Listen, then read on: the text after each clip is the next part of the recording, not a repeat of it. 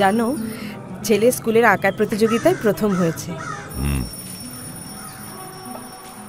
আজকে আমার অফিসে মিটিং আছে, ফিরতে দেরি হবে। শোনো, মালিনী আবার ফোন করেছিল। ওর হোমে এখনো অনেকগুলো বাচ্চা পড়ে রয়েছে, দেখার কেউ নেই। চলো না, একদিন দেখে আসি। ছাড়ো,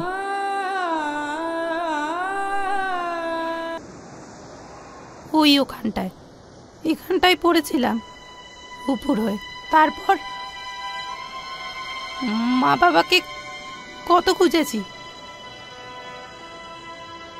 পাইনি।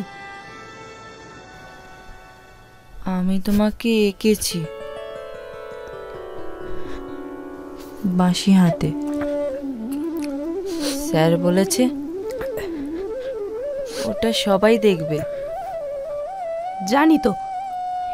এবার তাহলে চলো। মা হওয়ার আনন্দ যন্ত্রণা দুটোই এত বেশি যে বাকি জীবন স্মৃতি হাতড়িয়েই কেটে যাবে। দেখুন, যতজন অটিস্টিক পেশেন্ট আমি দেখেছি তাদের মধ্যে Riju is most talented. Or express করার ধরনটাই একটু অন্যরকম, কিন্তু ওর এপিলেপসি আছে and he is the patient of acute depression.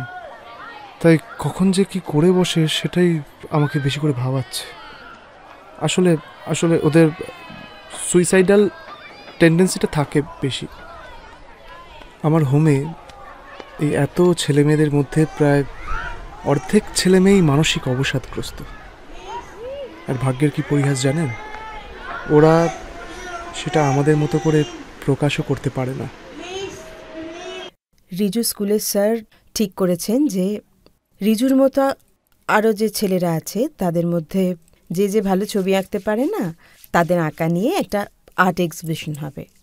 আমাদের ছেলে 3টে ছবি থাকবে তাতে।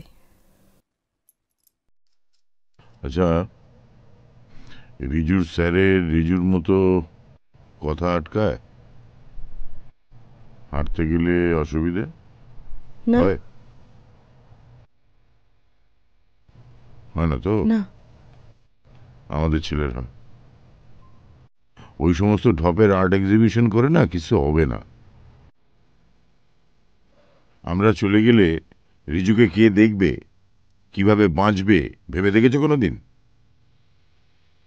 কতবার করে বললাম একটা ভাই নিয়ে এসো, অন্তত নিশ্চিন্তে মরতে পারি। জানো, রিজু না অনেক কিছু বলতে চায়, আমাদের থেকে অনেক বেশি কিছু বলতে চায়। ওর আঁকায় ওর গানেও বারবার বলেছে যুদ্ধ বন্ধ হোক। হবে না। কি হবে না? কিচ্ছু হবে না। যুদ্ধও বন্ধ হবে না, আর আমার জীবনে শান্তিও আসবে না। যত সব নেই। আমার খুব কষ্ট হচ্ছে।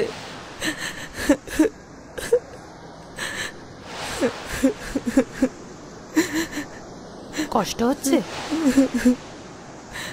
আমারও হয়েছিল।